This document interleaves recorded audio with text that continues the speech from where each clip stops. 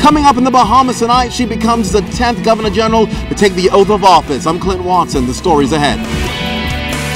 Also tonight, Sir Arthur says farewell. Ahead tonight, the pomp and circumstance surrounding his final hours in office.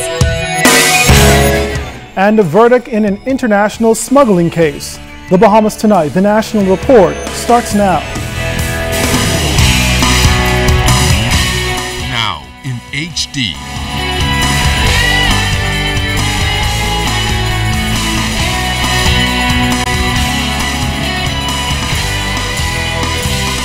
ZNS Network presents The Bahamas Tonight.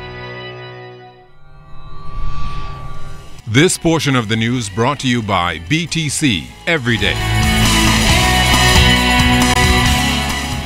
Good evening, everyone. I'm Keish Latterly. And I'm Andrew Knowles. Thanks for joining us on the Bahamas Tonight. Well, topping the news this evening, the pomp and pageantry was at its best today. A fanfare heralded the swearing in this morning of the 9th Bahamian Governor General. With the grace and style Bahamians have come to know of Dame Marguerite, she arrived at Government House just after noon today. The Prime Minister in his address reaffirmed Dame Marguerite's appointment as one that she is deserving of, assuring the Bahamian people that she will represent every Bahamian. And as Clint Watson tells us tonight, it's something the new Governor General pledged to achieve during her first official address.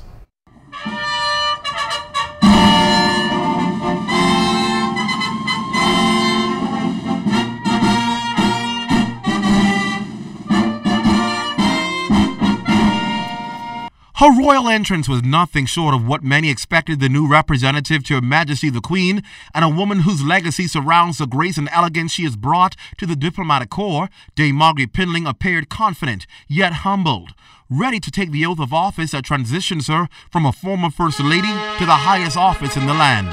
Following the oath, she firmly signed the documents, making the process official. Then it was time to take the seat of authority. As she sat, she folded her hands together, likened to that of a prayer, symbolic of her gratitude and humility.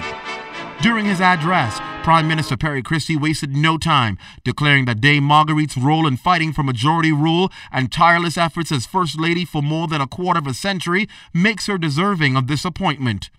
The Prime Minister is convinced Her Excellency would discharge her duty with non-partisanship, as has been the case with every other Governor General who have served the political arena. Dame Marguerite will keep it going. That just as her predecessors did so impeccably, she too will transition into the office of Governor General without any inclination towards political partisanship. Dame Marguerite has been the deputy to the Governor General for the past 2 years. She therefore comes to office well schooled in the requirements of this office. Prime Minister Perry Christie believes Tuesday's inauguration proves that no matter where you are in the Bahamas, our country enables anyone to elevate to their highest potential. Taking it a step further, Mr. Christie contends Her Excellency, as a widow and primary keeper of the flame of the most sweeping figure in Bahamian history, Sir Lyndon Pinling, has truly earned her this position. In appointing Dame Marguerite, we give honor not only to her in her own right, we also give honor to the memory of Sir Lyndon and his leadership of the fight for majority rule. The fight to free the Bahamian people from political, economic, and social degradation. In her inauguration address, Her Excellency Dame Marguerite Pinling pledged to serve the Bahamian people at all times to the best of her ability without any prejudices. Be assured, therefore, that in me you will have a Governor General who will strive at all times, both in action and in word, to promote unity over division, harmony over discord, and love over enmity. I will be a Governor General not just for some, but for all Bahamians, wherever they may be, and whomever they may be. Her Excellency called on Bahamians to put their differences aside to build a better Bahamas. Let us stop fighting each other. Instead, let us come together, let us unite as one to help build our country so that we can continue to march to greatness and to goodness. And the theme clear today, and that is regardless of the various things that divide us, we're one people, one cause, the love of our country, and proud to be Bahamian. But in the words of Dame Marguerite, not bad for a barefoot girl from South Andros ascending to the highest office in the country. Clint Watson, ZNS Network News. Her life has been a public one for most of her 82 years, but not before today has there been a better opportunity for supporters to express their love and regard for newly appointed Governor General Dame Marguerite Pindling. Now, many who witnessed this morning's swearing-in ceremony had positive things to say not only about Dame Marguerite, but her predecessor, Sir Arthur Folkes. We continue our coverage of this morning's ceremony with Jiminita Swain, who has public reaction to the new face on Mount Fitzwilliam. This is the second female that is ascending to this high office. I think women of the Bahamas have every right to be proud. It was an endorsement which complemented new Governor General Dame Marguerite Pindling's declaration that she would be the Governor General of all Bahamians. And an overflow crowd at Government House was evidence of the support for the new head of state. She will do very well as Governor General. She is a woman of wisdom, and she's worked hard all her life, and she's very deserving of the highest post in the land. Words are inadequate for me to describe my true feeling, but I'm elated today. I give God praise and glory because I know it's a step in the right direction, and she has come through the struggle. I would always support her. I will be here until the end of time for her. So what it means to me, tears came to my eyes as I saw her sworn in today. It was an elegant affair. In a clear tribute to her late husband, Sir Lyndon, Dame Marguerite was adorned in the same ensemble she wore at Sir Lyndon's funeral 14 years ago. Dame Marguerite inspected the guard as adoring supporters watched. It was just hours after her successor, Arthur Folkes, did so. And Dame Marguerite was sure to thank him for his support. I would also like to thank my predecessor and dear friend, Sir Arthur Folkes, for his kind words about me at his farewell ceremony last evening.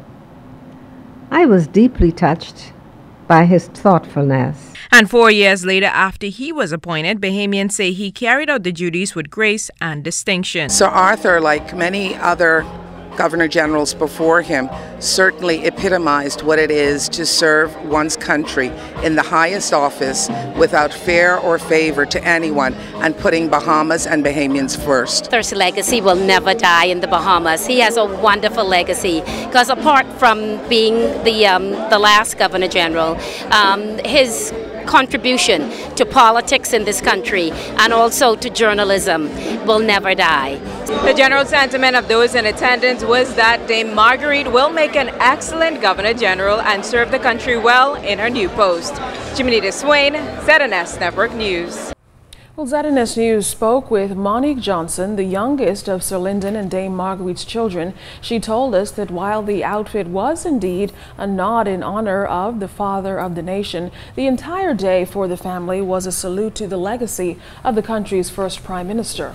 According to Johnson, Dame Marguerite felt a great sense of pride at being elevated to the high office of Governor General and the symbolic meaning her appointment should hold for thousands of ordinary Bahamians, with the message that anyone can rise to the mountaintop through love and service to country.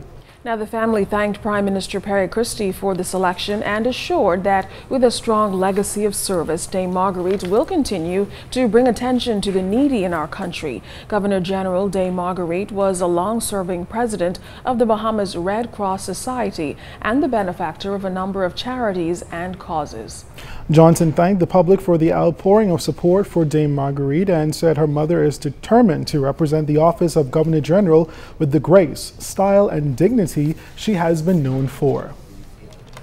Well, a special ceremony was held at Government House last evening as Sir Arthur bid farewell to Bahamians and made way for his successor. Candino Noel Sinai tells us that Sir Arthur spoke passionately about the country's development and also called on the powers that be to ensure the best is left for the next generation of Bahamians. His message was one of love and pride for country. His Excellency Sir Arthur Folkes reflected on his last 4 years in office. Despite many challenges this country has faced, Sir Arthur said in his final address that we can still boast of political stability, the rule of law, and the service of justice. He said he leaves now not presuming to have walked in the impressive footsteps of his Bahamian predecessors, but most certainly having stood on their strong shoulders and having benefited from their example. And to his successor, he extended best wishes for a successful tenure and offered her his support. I see in this new generation a spirit of enterprise, budding entrepreneurs in the full meaning of this term, as innovators in business, public service, the creative arts, and social development, helping us to address long-standing challenges with new vigor and imagination. The outgoing Governor General also expressed his immense gratitude for what he says has been an extraordinary opportunity to serve his country. He thanked former Prime Minister the Right Honourable Hubert Ingraham, upon whose advice he was appointed by the Queen. He went on to thank the former leader as well as Prime Minister the Right Honourable Perry Christie for their support and pleasant relationship he enjoyed with both during his tenure. He went on to say that we must keep faith in the next generation by facing up to the challenges that threaten to degrade our social culture. I have known this good lady for many years. In earlier times, we were collaborators in our common pursuit of political and social reform, and I know of her deep love for this country. Sir Arthur said he too believes that we can create a Bahamas in which the aspirations of future generations can be fulfilled. Though I now prepare to demit office, I hope to continue to serve, God willing, in the capacity that has always meant the most to me, as a fellow citizen of the Bahamas. I bid you farewell with tremendous gratitude and abiding affection. God bless the Bahamas. Thank you and good evening.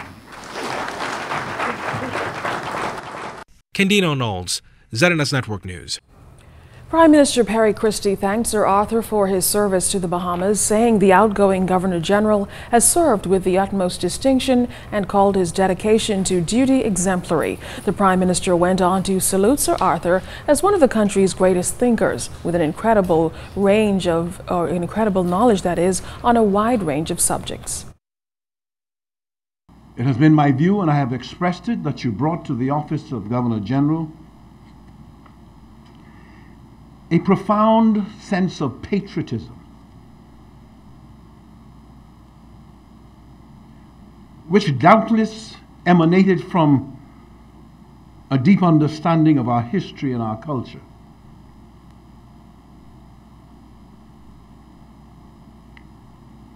Your love for country and your dedication to the Bahamian people were consistently evident in all that you did. Opposition leader Dr. Hubert Minnis also fondly remembered the impact of Sir Arthur on his life, having grown up with some of Sir Arthur's children. He said Sir Arthur represents an era that crosses two generations and stands among the great nation builders of this Commonwealth, with the ability to still provide guidance to future generations. Sir Arthur has served the state well.